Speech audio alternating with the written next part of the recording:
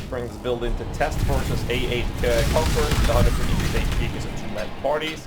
I also tried it out versus Uber Elder, and it was disastrous on this scanning gear. However, if you increase the budget of the character, they will be no problem to deal with. But the biggest problem was lack of damage. Obviously, with this current version, I do have 21 gems. However, I do not have higher level gems or quality on my support gems, lacking a couple of nodes in terms of the damage output, and the gear itself is kind of trash. So if you do put in more budget into it, you can definitely handle these in-game bosses. This includes Sears, of course. Sears in general should never be a problem, no matter what DPS you have. So we're going to do another test on that as well, and you'll see some footage here in the background as I start. Basically, the build is designed to be a clear speed variant. People playing the hardcore, myself included, for the Quality and the Mayhem races recently, which is absolutely crazy. And I've done that in hardcore, and it's been very, very enjoyable. However, the build is not very good at bossing until you put in more endurance into it, at which point you might want to consider going low life or CI. The reason I'm staying alive is because I want to keep the budget down. So I want to talk about a few things with the build, and we're going to start off with the gear that we're using. The weapon itself will, you want to have +1 level of all cold skill gems. The more areas you can get this modifier on, the better. That means amulet and shield as well as your weapon will be the most preferable points where you can get this modifier. This allows you to increase all the damage output that you're doing across the board, and you also will have cold damage over time multiplier, spell damage or cold damage, or damage over time. All of these modifiers work as well, but the most important one is cold skill gems level, as well as cold damage multiplier, because it's a multiplicative damage modifier. As mentioned, the same goes for the shield. However, we try to keep the budget down on this gear, so we went with a chance to block spell damage shield with some life and resistances and no actual damage increase. And like I mentioned, the amulet, it's same thing here. That's just life and resistances and some attributes. So there's no actual damage gain from it. The helmet, the best in slot piece would be a rhyme case. The problem with rhyme case is that it does prove to bring some issues to you when it comes to mana reservation. I'll talk about that in the last sequence of this guide. It gives cold damage over time multiplier, increase cold damage by no HP and a little bit of mana, but I will talk about how you're supposed to handle having a rank in this setup. The rings, I bench crafted attack speed to make the trigger faster. You don't really need it. Right other than that, it's just life and rest, and there is mana rules in this. I'll just tell you that in a bit as well. Same thing with the other ring. There is a little bit of cold damage on this ring though, so that was managed to make purchase like 5 chaos. It was pretty chill. The chest piece I'm using is actually not corrupted. Life and resistances, you can get something similar to this for in a corrupted state with the proper colors, so you can search the trade for a very low amount of currency on early league days and league start days, allowing you to get something like this. Other than that, I would just the boots, very straightforward. Movement speed, life, resistances, that's it.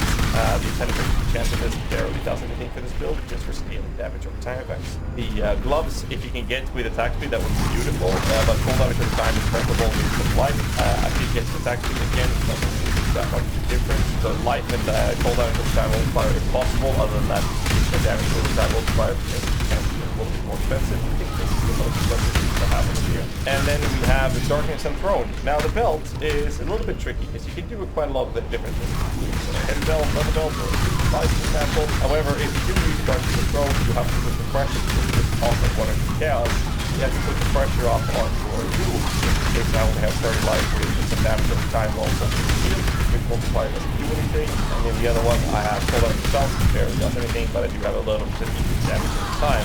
And the belt scales this by 75%. So we have 66 HP on the belt, multiplied by 1.75, giving us 115 life from this belt as well as damage. This is usually what I do when my resistances is covered from other pieces, then I'm using it Darkness and Throne because I don't need resistance on the belt. It's usually better to get a normal rare belt when you want resistances over getting the rest on duels, but it's a matter of personal preference. I decided to go with a block route rather than evasion, so that's why we're using a Ruinous Concoction, where the only modifier that's worth bothering is the chance to block spell damage, and then a Battle Flask with Flushing to get rid of the extra damage taken from port points when they actually do hit you. I'm going to show you a tier 16 map, just to show you the clearing of this. You are not supposed to do this. I'm going to show you right now. I'm going to right click, left click straight into the packs and just tank them.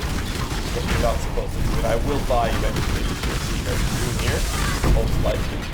Hopefully there's a wish that I actually pull through, but you're not supposed to do this and go into the face of the enemy, because you will die if you do this type of playstyle. So basically, as it goes with everything else in this game, it is to play accordingly, right? So I will die eventually by doing this. And even if I don't die, you'll see that I'm taking an unnecessary amount of damage, which can very easily be avoided by not right-clicking and left-clicking straight into the packs like this. Here's the death. And now I'll show you how to actually play the build. A lot of people play builds incorrectly and die a lot because of that. So now that we're playing it in a better way, which is basically sidestepping rather than rushing into the enemies. Basically you want to treat them like the serious fight where you're arcing around enemies. You see a pack, you don't want to go straight to it. You basically want to strafe around on the sides. This way you avoid a ton of damage projectiles and you get full damage output and you don't have to worry as much. Which does mean that you have to be a little bit careful with the way you're using your mobility skills, at least for the higher tier maps. And lower tier maps, this is not a problem, even on super low budget. But when you're playing on low budget, you're not really tanky. So instead you solve that by playing accordingly. And as you can see, I'm barely taking any damage. Obviously, it's a high tier map, you don't have to die. But in general, it's all about sidestepping. And that makes the build so much easier to play. And you don't have to worry about losing experience that often. If you're having extremely low budget. We are level 87. Just sidestepping, as you can see, I'm barely taking any damage. So from here, from spawn, takes a cross bomb out, get that minus cold rest. And then we all step away from the boss here because our vortex is going to land on the frost bolt anyways. Get a new frost bomb out. I can't do this just yet. Soft cooldown. Keep it up for damage. Damage over time. Our on-hit components are barely doing anything. You don't really have to worry about it, and that's how you clear a map with this build. Very straightforward. So, skill gems, as you can see, I'm actually lacking some of them because I haven't bothered setting everything up. So I'm playing this on a very, very low budget. The most important ones are the spell slinger support gems. So first off, we're using a spell slinger with a cold snap. The reason we're using cold snap is because they're clear oriented or focus clear speed. The cold snap is a little bit of damage, but not really the main focus. This is extra damage for us, but most importantly, it gives us frenzy charge when an enemy dies within the skill's area. So it doesn't have to die to the cold snap damage. As long as an enemy dies within this area, you get frenzy charges, and that's how we get speed, damage, movement speed, and attack speed from the frenzy charges. You don't have to use a frenzy attack for it. That's why we're using it. It's one of the reasons we use power cycle. The other support gems we're using for Spell Slinger is a freaking frost. This is one of our main damage sources, or secondary main damage source. It's the main Spell Slinger damage. Which we're using Bone Chill and EMP. That's why you can see using out these more white the white ones.